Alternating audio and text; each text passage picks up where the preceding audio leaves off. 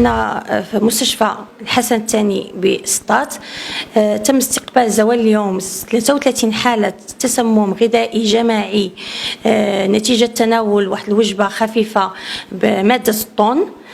الحالات جات واردة من مستشفى بن حمد، والتسمم وقع 3 أولاد. الحالات اللي تستقبلنا أغلبها مستقرة، تم الاستشفاء ديالها على مستوى مصالح المستشفى، الا 3 حالات اللي كانت الحاله ديالتهم كتستدعي انهم يخضعوا لمراقبه وعنايه مركزه، تم الاستشفاء ديالهم في مصلحه الانعاش. على مستوى مصلحه طب الاطفال كاينين 9 الحالات. على مستوى طب العام عندنا لحد الآن 21 حالة.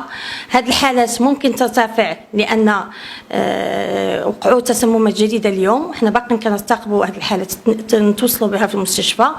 على العموم الحالات كما قلنا راها مستقرة، خضعات الإسعافات الأولية على مستوى مصلحة المستعجلات.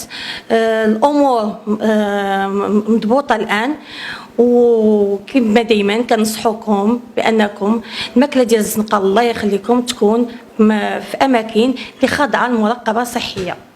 شنو الفرق التدبير يمكن العمليه؟ على مستوى المستعجلات كانوا 3 ديال الاطباء في انتظار وفود الحالات. كانت طبيبه ديال الاطفال اللي استقبلت الحالات على مستوى مصلحه طب الاطفال، واللي كاينين شي 2 الحالات اللي غير مستقره عندها. وكان طبيب الانعاش اللي استقبل 3 حالات في المصلحه ديالو. الاعراض اللي دخلوا بها هاد الناس هي حالات ديال القيء، اسهال، حراره مرتفعه، الام على مستوى البطن ديالهم.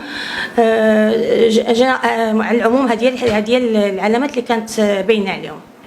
مرحبا.